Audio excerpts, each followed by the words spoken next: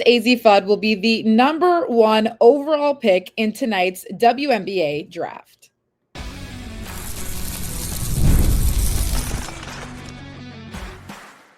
You are Locked On Women's Basketball, your daily podcast on women's basketball. Part of the Locked On Podcast Network, your team every day.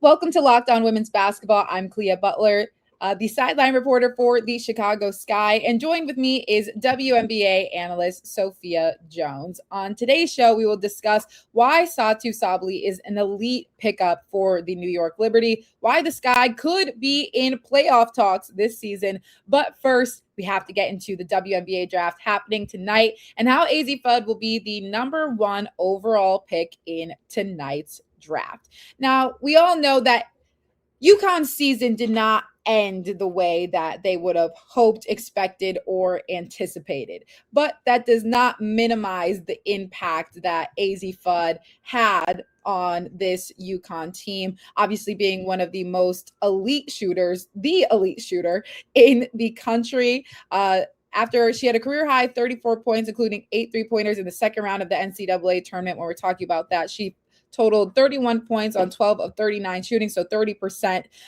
from 3 in her last 3 games of her college season. Again, didn't finish the way they expected, losing to South Carolina, but she still was putting up significant numbers, not only in the tournament, but she shot 42% from 3-point range in her college career overall. We know she has that quick release. She's got good footwork. Her shooting is going to be obviously the most substantial part of what teams are going to be looking for when they are considering drafting her. And she's projected to be that number 1 overall pick for the Dallas Wings, where she could reunite with a Paige Bueckers, former UConn teammate. What impact could Azzi have on Dallas when we're looking at the structure of what they have going so far?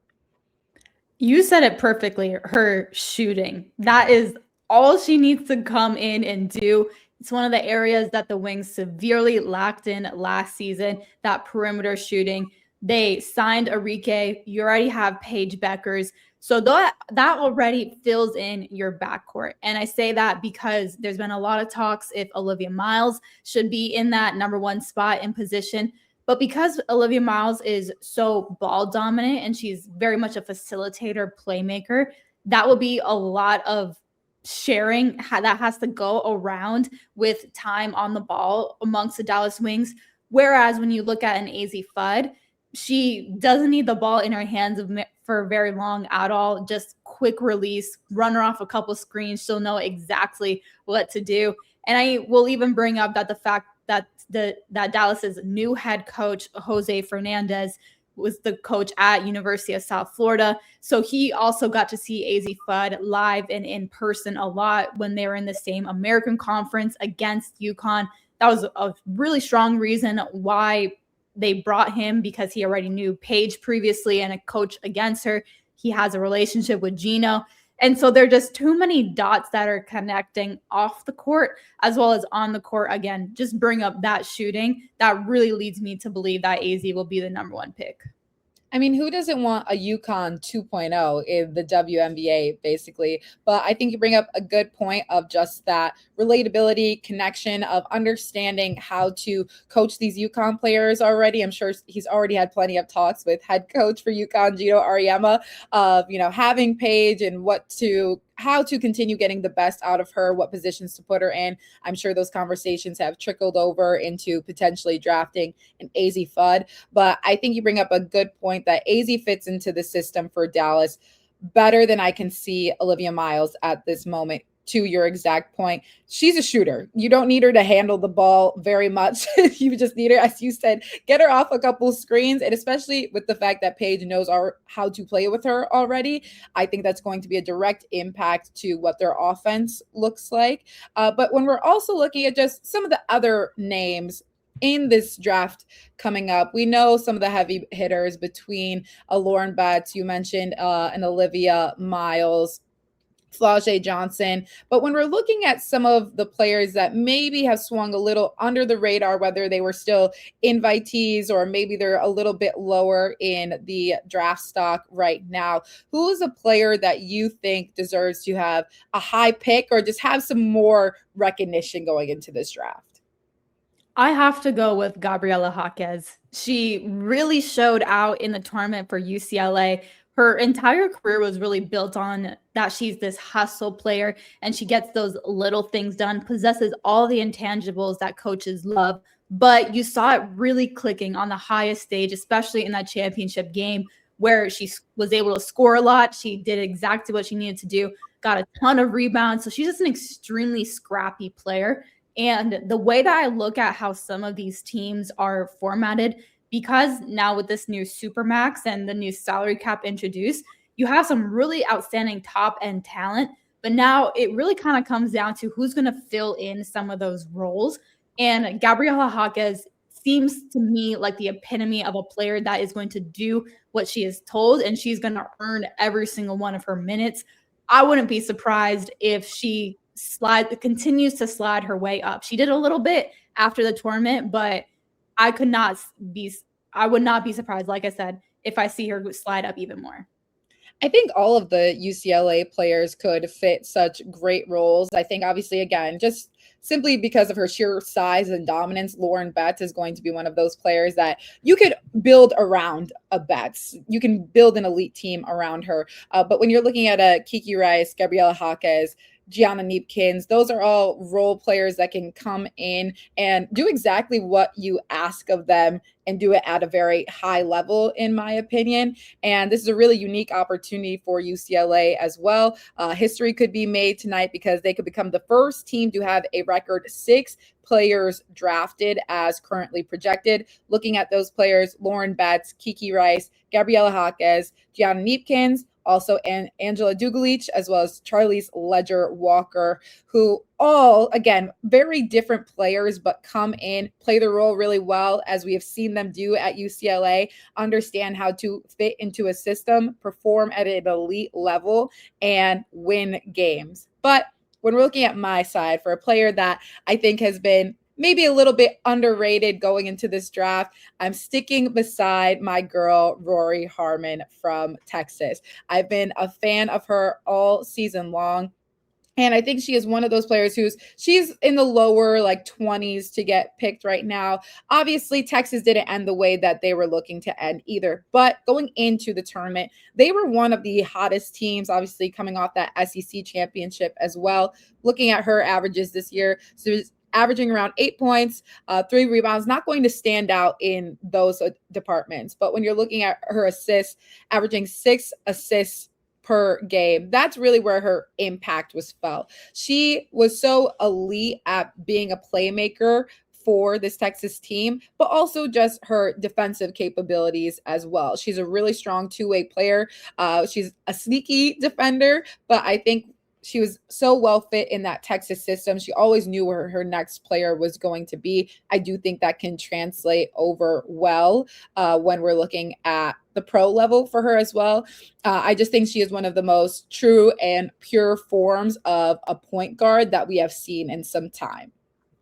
100%. And the point guard position is especially difficult to slide into when you're looking in that college to WNBA transition, because you're up against your competition is usually guards that are extremely well established. But what Rori Harmon does to separate herself from that pack is pretty much what you said: her assists, her playmaking, her ability to guard both, her play on both sides of the ball. WNBA scouts don't want to see a lack of defense, especially at this level. And if you are trying to make your way up, and Rori Harmon, she's an outstanding, tough defender. And I think the fact that she takes care of the ball so well is another huge just boost to her resume and her draft stock, because you have those assists, but the lack of turnovers and how much Vic Schaefer would always get onto her. He doesn't care how many points, rebounds, assists that she has, but she has 0 turnovers. He said that is really what makes him the most proud. And for Rori Harmon to take that stability the next level, I think, is another reason, to your point, why she could definitely rise and has maybe flown a little under the radar. And I'll actually add one more point. The fact that she stayed at Texas all her years of college in this day and age of the transfer portal, That's a little bit of a microcosm of what we're seeing in the WNBA, because now you're having a lot more money flying around. These contracts are very lucrative. How much value can be placed on loyalty? And Rori Harmon has that. I think that's a really strong point as well. We will see what happens in tonight's draft. It's scheduled for 7 p.m. Eastern time. Again, it is out in New York, but stay with us because the Chicago Sky is cooking in ways we maybe didn't expect after that Angel Reese trade.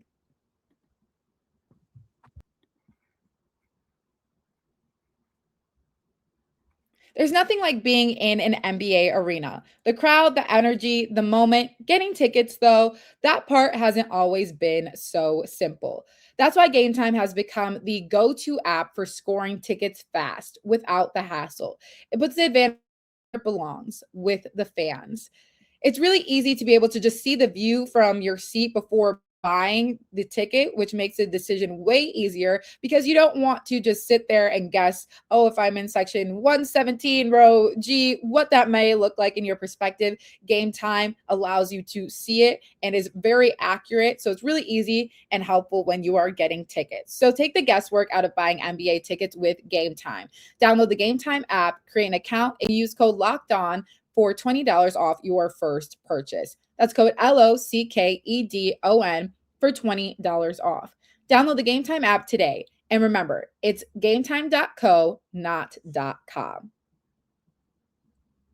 Thank you all for being members of our Everydayer Club. Remember, this is an ad-free version of all of our podcasts, plus members-only Discord access. So make sure you join us at lockedonwomensbasketball.supercast to get all our ad-free podcasts.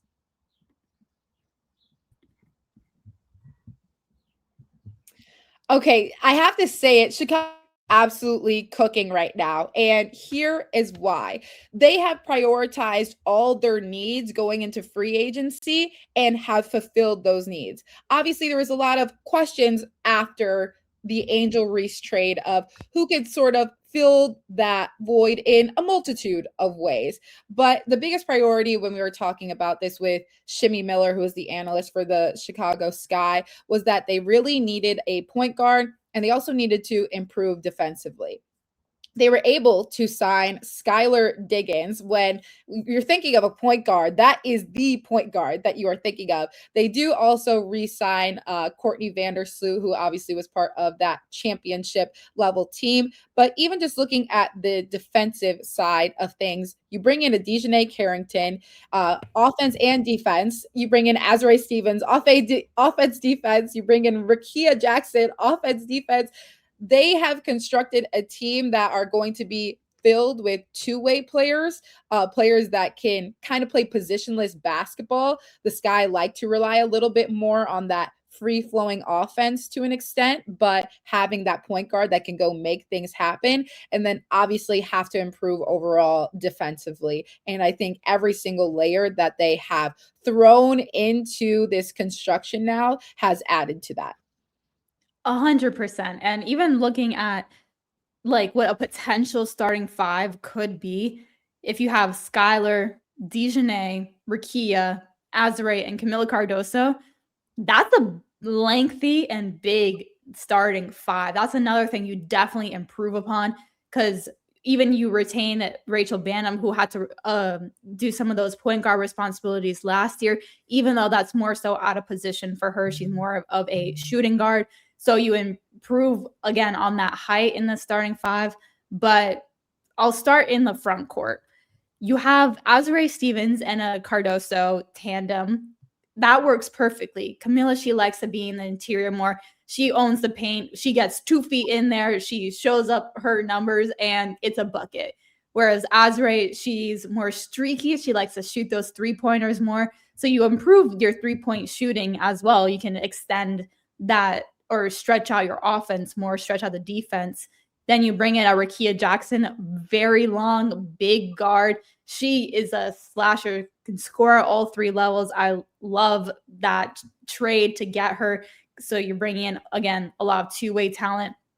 But then even for a Dejanay Carrington, where her offense has definitely developed, she was the most improved player, not last season, but the season before. But that defense has always been stellar. I feel like she's the first person that I actually saw do the seatbelt celebration when she gets a stop on someone.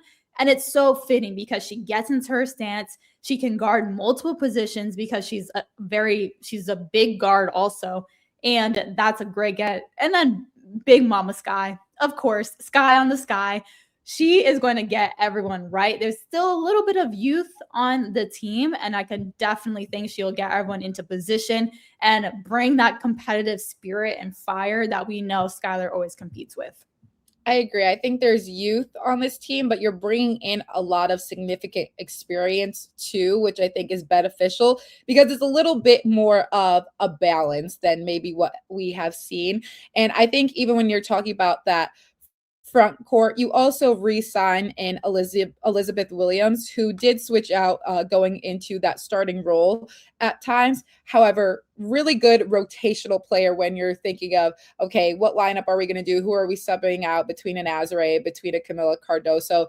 And then even to your point with the guard play, you have big guards on this team. You have much more length than you did last season. And you have Skylar Diggins at the helm of it, who is not going to be playing around with any of them. She's going to keep everyone in line, and you have that true point guard to get into your offense who has a vision where you're not relying on your youth or somebody playing out of position like Rachel Banham had to. Now she can go back into being one of those most elite three-point shooters that she had.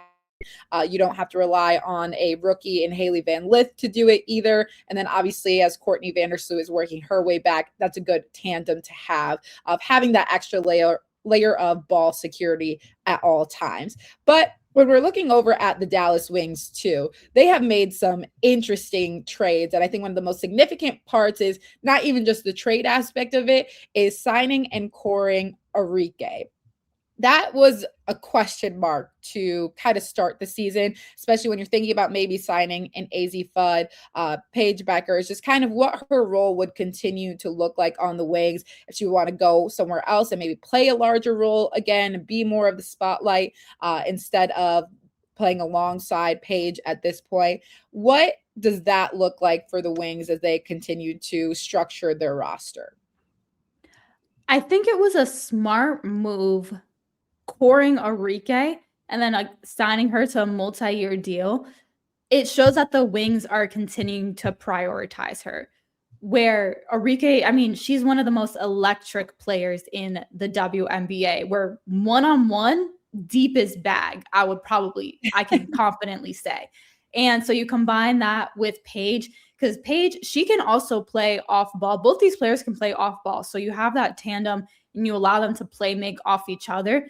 That is definitely a scary duo. And even thinking to last year, Arike, she didn't play very much on the floor at the same time as Paige.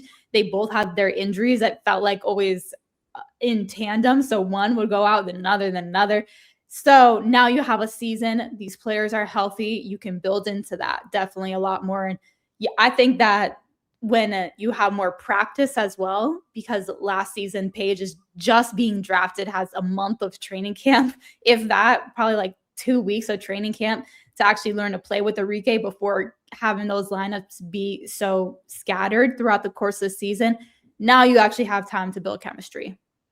And when you're looking at another team also kind of fulfilling what they needed right away, they brought in some more interior presence as well as defense. You bring in a Jess Shepard as well as an Elena Smith. What value does that add to when we're talking about that defense and interior presence? Exactly what you said. I look specifically, I'll start with Jess Shepard, where she played at Notre Dame with Arike. So those two already have a relationship with each other and they know each other. You always need a good guard, big tandem to know where to throw the ball in any situation. But Jess Shepard, she's been killing it in EuroLeague in Italy. And with the Lynx, this is the same player that had a triple-double at the beginning of the third quarter. So she's very effective. And she was one of the 6th, 7th women for the Lynx, depending what they needed. And she made the most of her minutes every single time. So I love this pickup for the Wings. And I love the pickup of Alana Smith as well. We talked about co-defensive player of the year. When you can share any award with Asia Wilson, that is a definite boost. And she wasn't important just in her ability to maybe block shots, get steals for the Lynx. But head coach for the Lynx, Cheryl Reeve, talked so much about how she was a cornerstone of it, just sitting in that back line, directing everyone, knowing where everyone needed to go. And I definitely see where that value will come in. And she's another person that can even stretch out, shoot the three, and like you said, just be a really great defensive presence and size for the Wings. That was one of the biggest things that they needed last season. Very excited at what these teams are looking like already as we get closer to WNBA season. But we still have to get into why Satou Sabally is one of the biggest pickups for the New York Liberty and why she can right the wrongs of last season.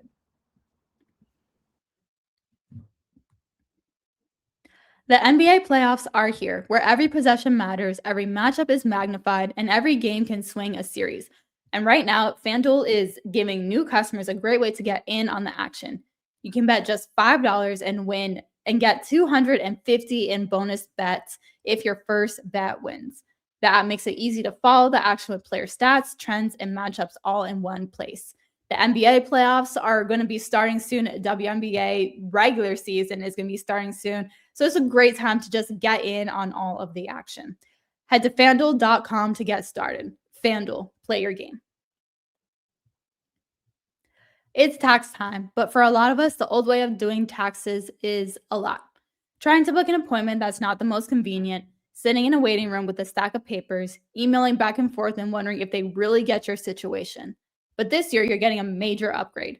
Intuit TurboTax now has in-person locations nationwide. You can meet face-to-face with a real tax expert, and your documents get uploaded straight to your TurboTax app on the spot. And just like that, you're done. Your TurboTax expert works to get every dollar you deserve, while you get real-time notifications as you go about your day. It's relief of waking up, walking in, and meeting a real person and walking out knowing your taxes are being handled right.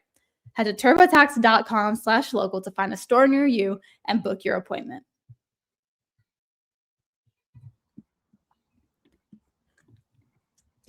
Satou Sabally was one of the most coveted free agents last season when we were looking at her landing with the Phoenix Mercury. It would have come to a surprise to some that she actually decided to leave, obviously a team making it to the championship game. But she led the Mercury last season in scoring with 16 points per game, averaged 5 rebounds, 2 assists, and a steal. And she also made her 3rd All-Star game appearance.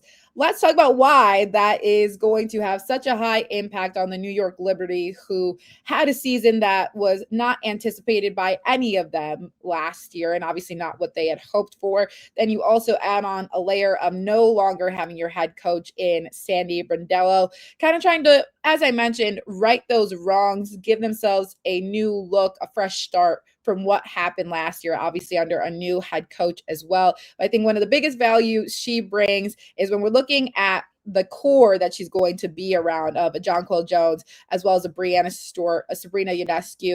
When you're looking at that size, first of all, between Breanna Stewart and Jonquel Jones, who can shoot the lights out of a 3 if you get her in the right spot. And then between Satou and Breanna Stewart, that positionless offense, but then also that defensive pressure that they are applying to. This is a team that I feel like can just really be flying all over the place. They have so much size, so much versatility, and she just elevates what they've already had. She 100% does. And looking at who the new Liberty coach is, head coach Chris DeMarco, he was an assistant under Steve Kerr at the Golden State Warriors. So you talk about being under the tutelage of one of the godfathers of positionless basketball and shooting a lot of 3-pointers. That's exactly right up his wheelhouse. And I can definitely see him utilizing Satou in that same exact way. We're just a very free-flowing offense. You shoot a lot of threes. You can play fast with that lineup. And it's a really big lineup as well. That's going to be a tough defense to get by. When we're looking at some of these other signings too, a lot of teams bringing in some teams that are players that are going to have some immediate value, but really kind of significant opportunities for these players as well. We'll take our first look at Gabby Williams going to the Golden State Valkyries. Gabby Williams is also one of those big guards who can do a little bit of everything for you and is another example of a really great two-way player. What fit do you think she has for Golden State, and what opportunity does this present for her too? Well, as the season leader in steals last year in the W, going to one of the toughest defensive teams in the W under head coach Nana Kase, that's a fantastic fit. And Gabby is one of those players that when I spoke to her last season, she told me that she had to fill so many different roles throughout her course in college and even in the W that she's very adaptable. And I see that in Golden State because that's just the way that they've played. Everyone fills a role, but their identity is just so heavily based around defense. But also Gabby, she has ties to the Bay Area. She has some family in Oakland. You also add Janelle Salan and Ileana Rupert to that Gabby Williams trio, and that's almost the entirety of the French Olympic team. So they are going to have a lot of joie de vivre in Golden State, if you will. I love that. We also have to give a shout out to our girl and fellow analyst, Mo Billings, who is leaving Golden State and is signed with the Indiana Fever. And what she said just felt like a very good fit for her in a multitude of ways, where she can be on this team, the culture, the trajectory, and that want that they had from her. When we're looking at the impact that she could have, obviously coming off this Team UCLA, Team USA. Well, she did go to UCLA, so it worked. Yeah, just a little further back.